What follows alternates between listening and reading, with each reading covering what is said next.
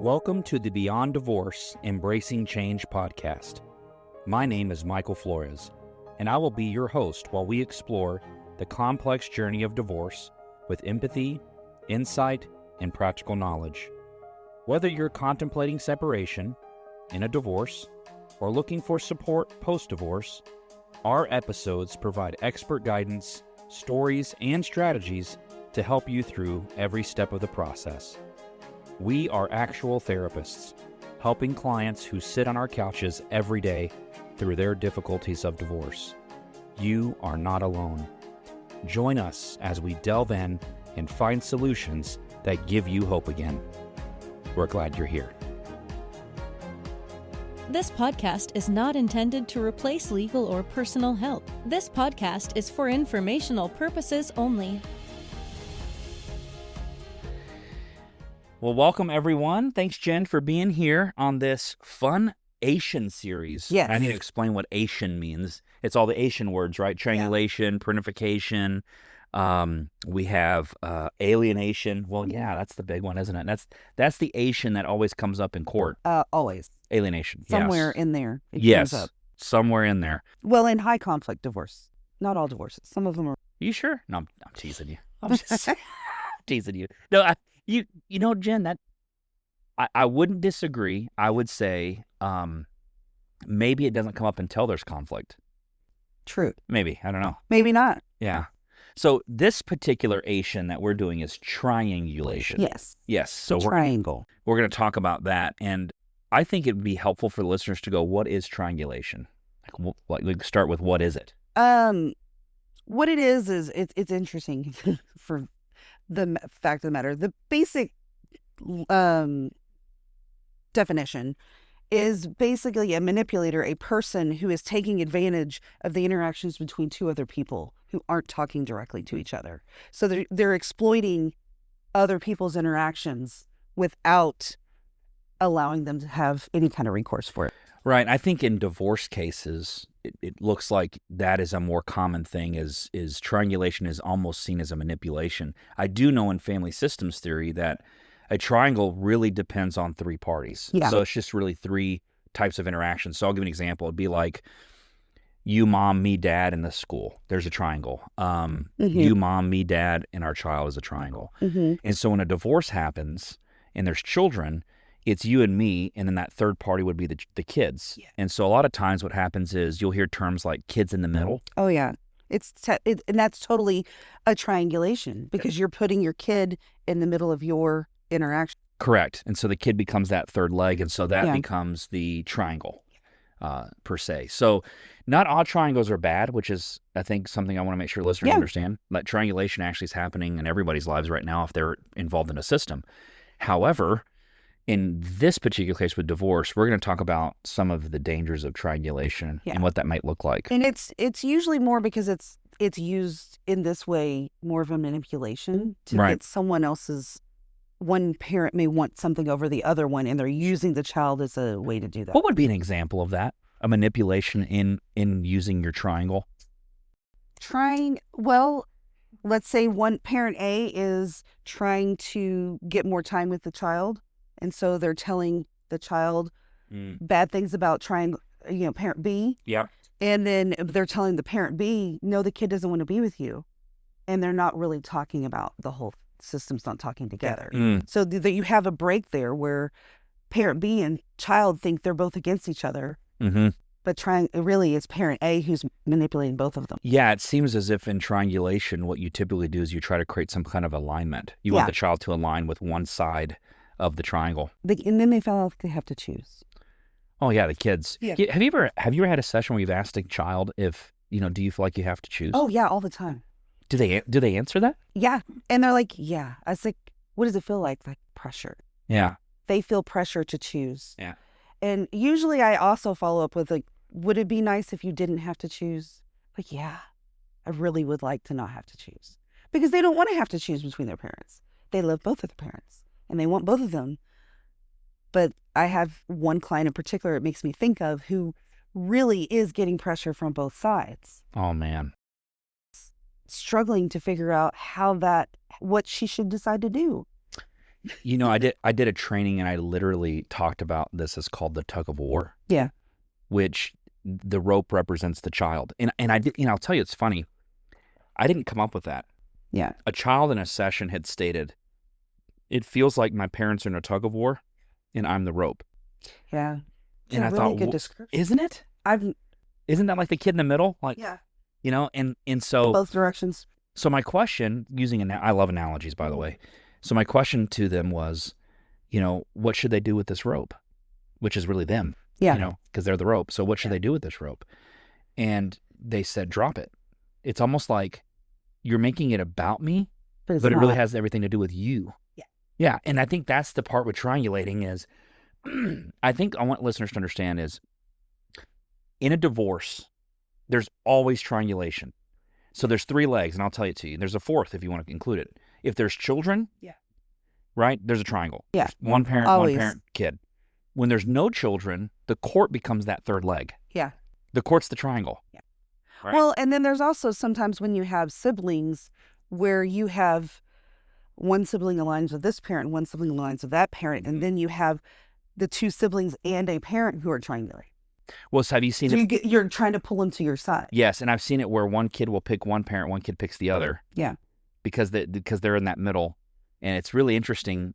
This is why family systems work is so important. Yeah. Because of all the different dynamics. Yeah. Well, and I think happen. with divorce, one of the things, what triangulation can really look like is a threat of you're no longer going to have a relationship if you choose this. Oh, my goodness. You're going to be excluded if you choose this. So the threat of the relationship. It becomes, that's where the triangulation kind of manipulates. If you do this, you're no longer allowed over here, or you're no longer welcome in this situation with me. I've had kids explain, well, if I like mom, I can't like dad. I have to hate one to love one? Exactly. I can't have both. I have to choose which one I want to be with more. So remember we did an episode where we discussed the roles kids play in divorce. I think that I did that with an Armando. Yeah. I think that was Armando's meeting with me. Mm-hmm.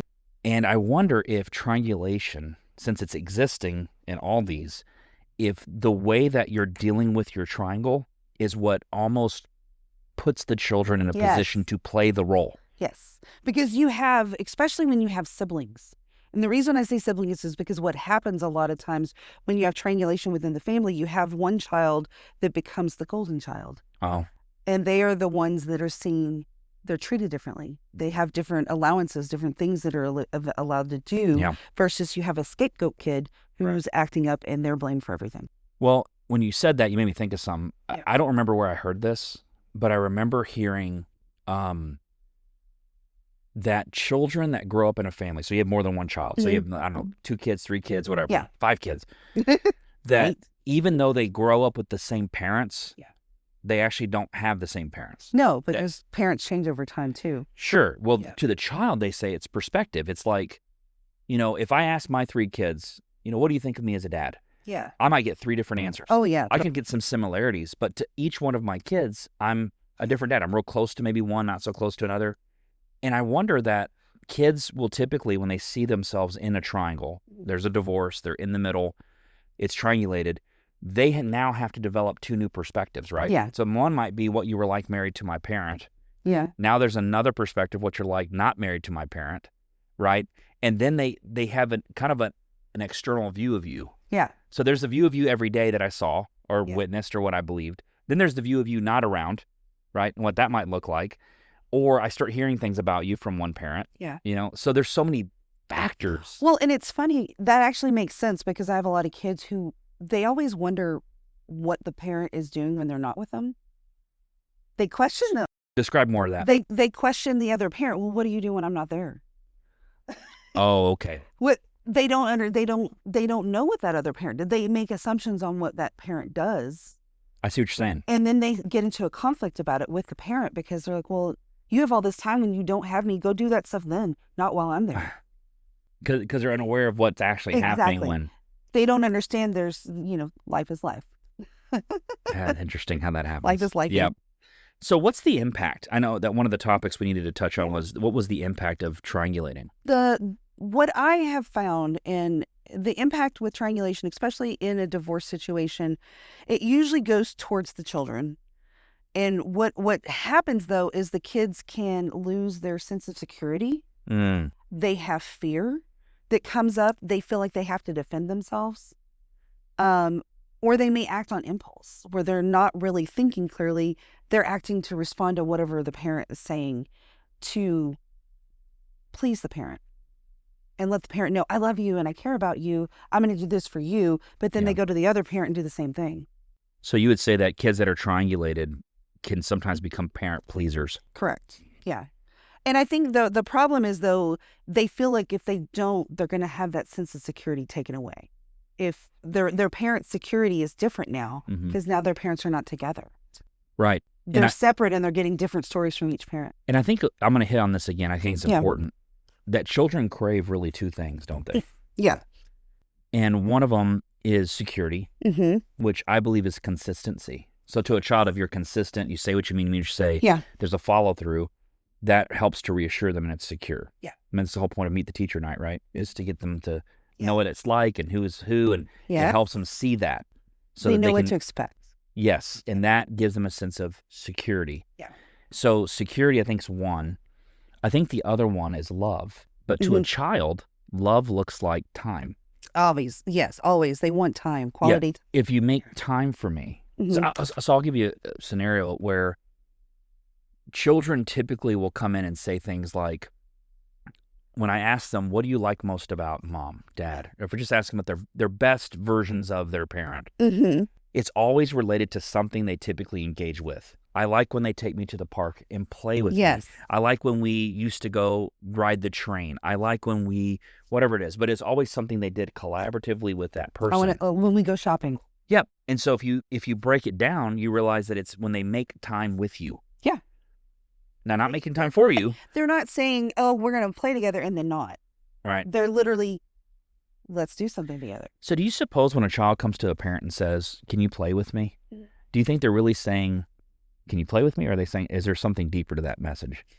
I think a lot of times it is, well, depending on the age of the child, it could be really just play. But really it's, I want you to be part of what I'm doing.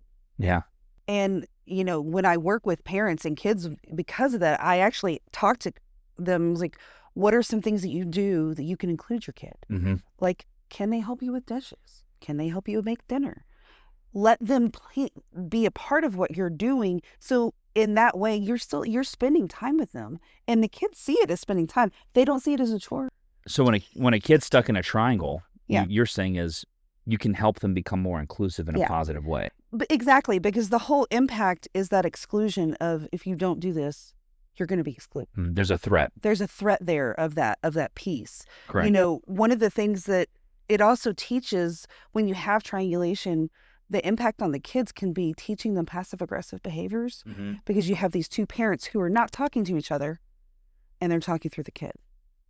Well, it teaches the kid that's how you handle stuff. Yeah, it's almost like, I don't want to talk to your other parents, so I'll talk through you so that it goes to them. And that is probably the most common example of triangulation. Oh, totally. Is, hey, when you see your dad, tell him. Yeah. Can I tell you a really sad story I heard from an attorney friend of mine?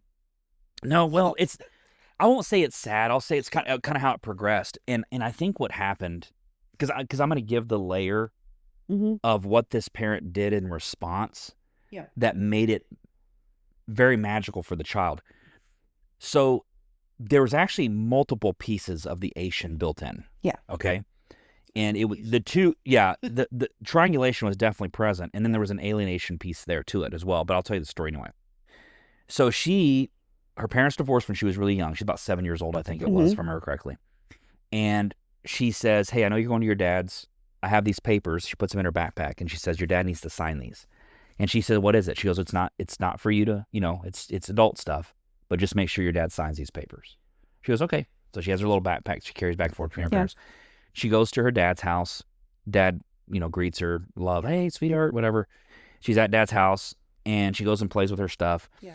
And dad starts going through her bag just to make sure she has all her things. Well, he finds the paper, and he looks through it, and he calls her in. He calls her back into the kitchen, wherever he was, and he tells her to come in, and she goes in there. And he says, hey, what is this? Just want to see what she'd say. Yeah. And she said, I don't know. Mom said you have to sign it. And so he says to his kid, do you want me to sign this? And she goes, I don't know. Mom said you have to. And so he just says, do you know what this is? And she said, no, because remember, Mom wouldn't tell her. Yeah. He decides to tell her. Mhm. Yeah, I know. See, I was Makes you cringing too. cringe. I was cringing too, except listen to what he did. He says, he didn't tell her everything's in there. All he said is, if I sign these, I can't be your dad. Oh. So he just basically said, this is Made a the very impact. civilized version. This is the impact of what that would mean. Yeah. If I sign this, I can't be your dad. And she says, well, I don't want that. And he says, okay, well, I'm not going to sign them. And if Mom says anything to you, right, just tell her to talk to me. So he de-triangulated. Which is fantastic. Because what did he do? He didn't say, go tell your mom. Well, Yeah, he says, no. if your mom says anything to you, would you tell her to talk to me? Basically, it needs to come to me, not to you. And that's Right. actually the what I talk to parents about to de-triangulate. If you have an issue with your parent, Yeah. the co-parent, talk to them directly. And that's the whole point of triangulation anyway, is you're taking 3 people, but you're only talking to 2 of them. And that third person is not talking to the others. So you're getting in the middle of it. Well, here's what's funny. Have you ever played the game telephone when you were a kid? Oh, God, yeah. Does the message ever end the same? No. Okay. Do you suppose when a parent tells a child, tell your parent, that the message is actually going to come out exactly the way? No. That's not what I said. Then we get... Well, what I meant Oh, was... yes. Well, and the thing is, what they don't understand, when you do that, the kid is going to say what they hear, Sure. not what you said. Well, let me ask you this. I think social psychologists are coming with this idea that are kids really saying what they hear, or they're saying what they interpret? Oh, it's always interpretation. And that's my point. Yeah. Because they're reading body language, tone. You're mad. Yeah, when you say it. Tell your mom. Amazing. So many kids come in and they're like, well, my mom's always mad.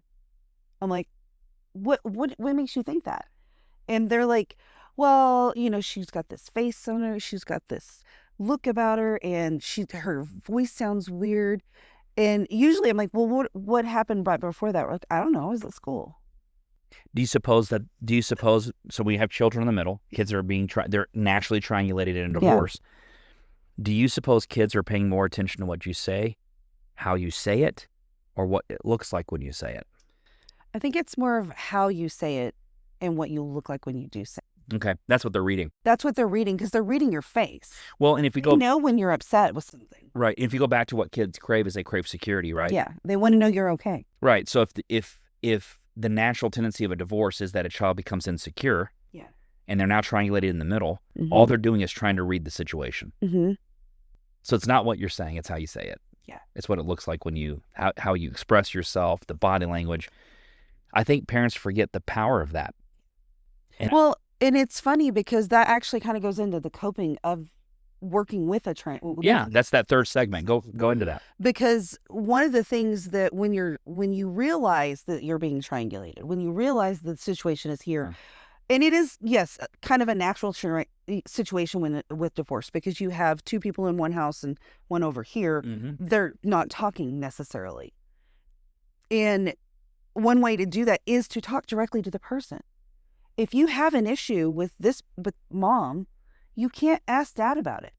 You got to ask mom about it. You're saying if you have an issue with mom, go to mom. Yeah. Issue you need with dad. to have that direct conversation. And that allows you, one, to be able to feel how you feel. Right. They feel how they feel. And you can resolve the issue versus bringing someone else into your problem over here. It's funny because I have that like on repeat. Yeah. So a statement that I'll make in session with kids, typically parents may not even be in there. I'll say something to the child. I say, is this a mom issue or dad issue? They go, dad issue. So who should it go to? And they kind of look a little like, well, if I tell dad, it might upset him, whatever else. Because remember, they want to create that security. Exactly. Well, what's fun, though, is I'll switch it on them. I'll say, if you're in school and you have a math problem and you go ask your science teacher about it, what are they going to tell you? Go ask your math teacher. Okay. I said, I know your parents don't do it that well. Yeah. They're willing to listen to whatever the issue is. Mm-hmm. I said, but how many issues that you've had at your dad's your mom's been able to solve?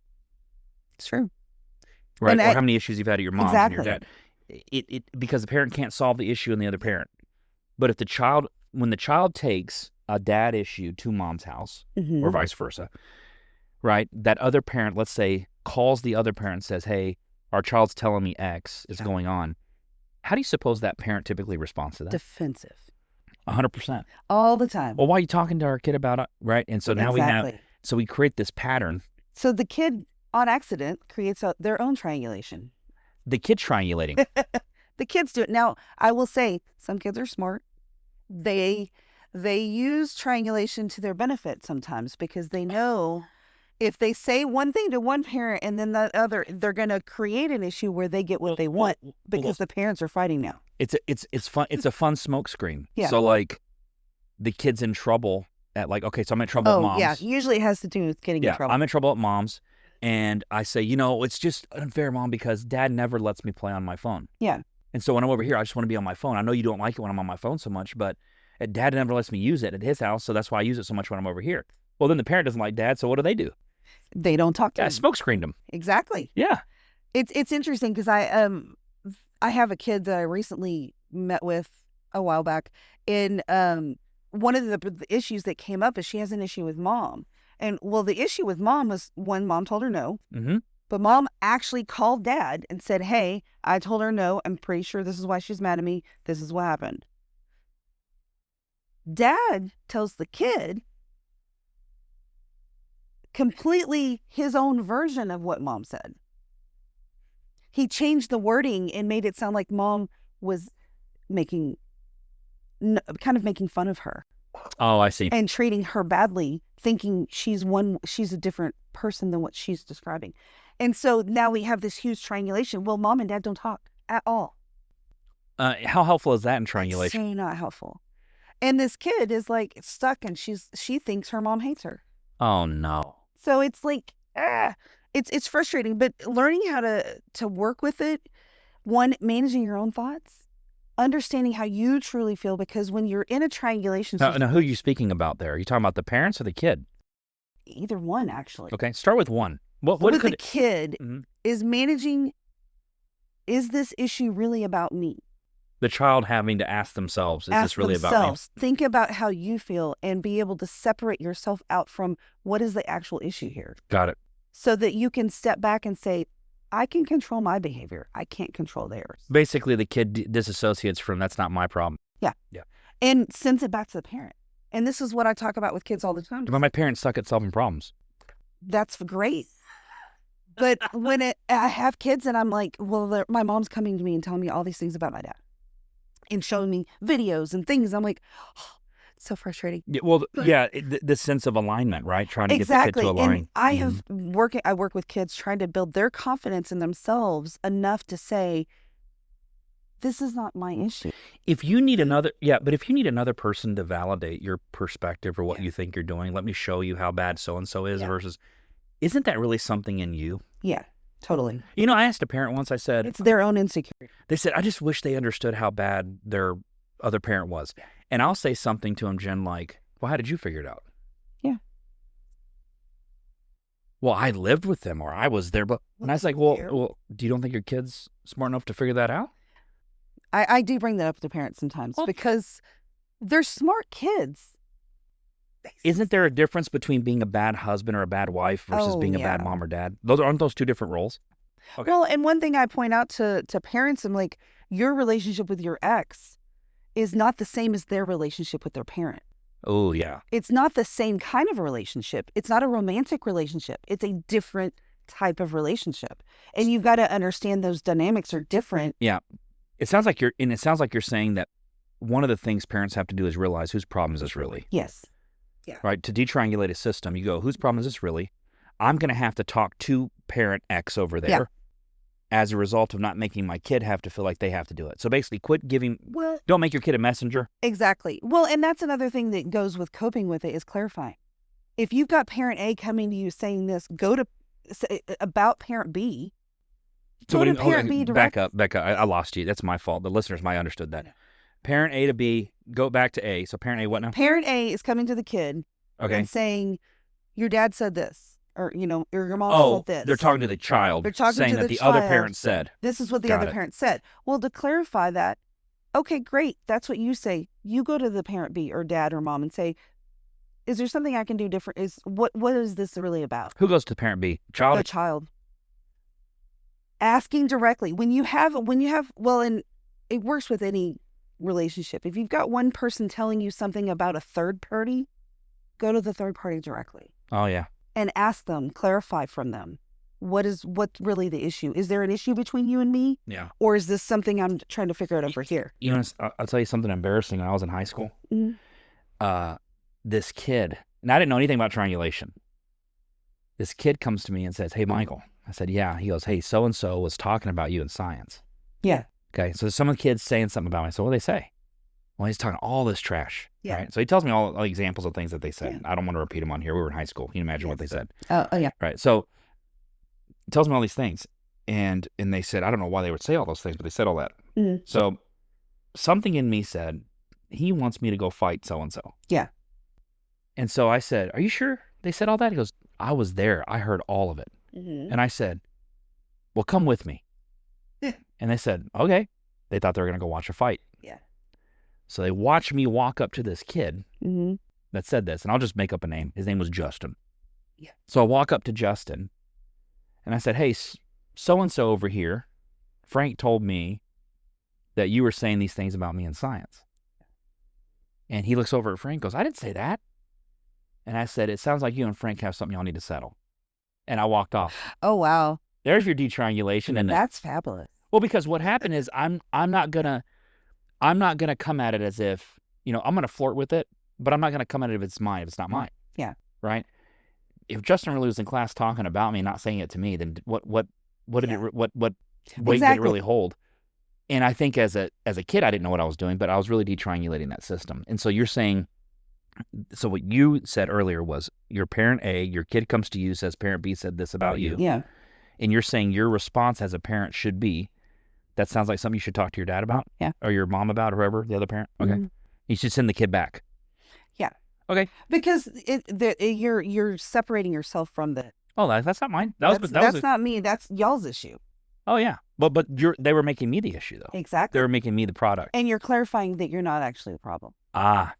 That's where the clarification comes in, is going to that other parent or that other person and asking, is this what you think about me? Is this true? Oh. Is this true? And clarifying or asking a question about, this is what I was told. Can you help me understand it? Yeah. And I mean, kids aren't going to talk that way. It's me talking, but I think it's important for them to go. If you have you got someone over here saying you have a problem with this third person, go into the third person and say, do you have a problem? Yeah. Do we have a problem? I'm trying to think how I would handle that if like one of my kids came to me and said, Mom said this about you. Mm-hmm. And I think what I would say is, well, is that something you think your mom wants to talk to me about? This probably be my response. Yeah. Is that something you think your mom wants to talk to me about? And they go, no, I don't think so. I go, okay. Is there something you and I need to fix or resolve? Yeah. And they go, no. And I go, okay. Well, then we just move on. Yeah. I'm not going to make it a big deal. Now the kid goes, well, I don't know. Why would Mom say that? I say, I'm not sure. Why don't you talk to your mom about that? Like I would do what you're saying there. I think for me is I want to show the child that I hear them, but I'm not going to get sucked into the web. And it kind of goes back to what this looks like and how triangulation really works. Because usually the person who is manipulating the situation is wanting to get a reaction. Yeah. They're trying to knock you off your game so that you react, you explode, and then they have something they can use against the other person. Well, it's almost like they're going to load the gun, and when you fire, they go, look, they're shooting. Yeah, exactly. And that's where a lot of divorce situations get sometimes, especially in really the high conflict ones, because you get into this game of manipulate everyone involved, and the kid learns how to do it. They learn from you how to do it. The fun part is, then they do it. Well, the parent will say they're gaslighting me. Oh yeah, totally. And then I sit there thinking what's really happening is you're being triangulated. Yeah. And you recognized it at some layer, but you're not really good at responding to it. You're probably really good at reacting to it. Well, and it's kind of like, it's funny, the story that you described from high school, it makes me think of some of my other clients that aren't divorce related, because I have a lot of junior high kids. That was my maturity level at that. The triangulation that happens, so-and-so said this, and you hear rumors about other people. It's kind of like that in a divorce. Mm-hmm. You're hearing rumors about the other person. You're like, okay, well, is that true or not? And that's what going and clarifying, is this Got it. active? Is this real? And then looking for the balance between. So Go ahead. what should parents, I want parents, I know that kids aren't probably listening to our podcast, Yeah, but true. what should parents do in a situation that is it something like say, hey, we need you to recognize it, or it's more of a when, regardless of where you are in the divorce, keep these things in mind? Like, what would be the best way for them One of the things that I've seen is don't react quickly to something surprising. What should they do instead?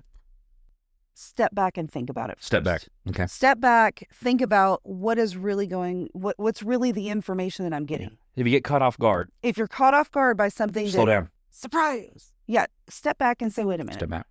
There's a little bit of, give yourself some breathing room and realize you can't control the other parent. You can't make someone do anything that you want them to do. You can only control your reaction. You only control your own feelings and your own emotions. Okay.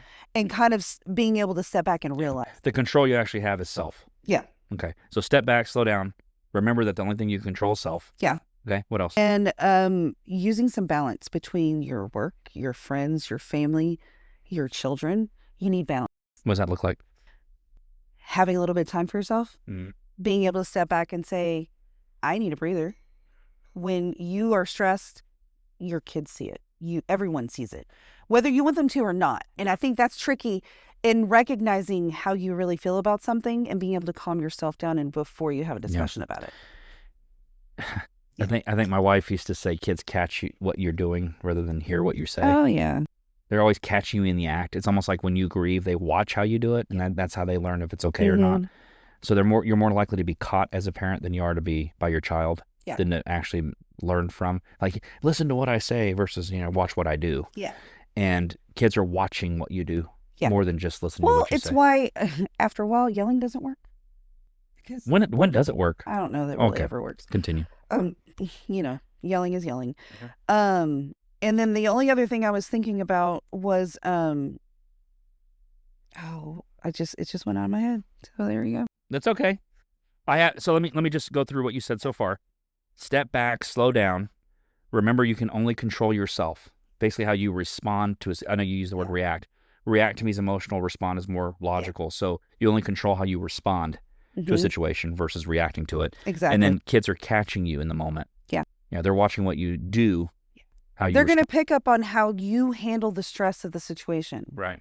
If you can handle your own self, then they will learn how to do that themselves. Perfect. But if they see you out of control, crying, and this is where the Ation series starts to get connected because they become the parent and they're trying to make you feel better. Yeah, kids assume roles to try to solve problems. So, well, thank you so much for being here, everyone. Thank you, Jen. Yeah, thanks. That went by really fast. I know it's one of the parts of the Ation series of Triangulation. Thank you so much for being here. We hope that you'll continue to listen in. Please send us questions. We're hoping to get some more of those. Follow us on Instagram or Facebook. And you can also catch our podcast on pretty much any of the platforms. Yeah. So we can't wait to hear from you, see you, and keep moving forward. Thanks, everyone.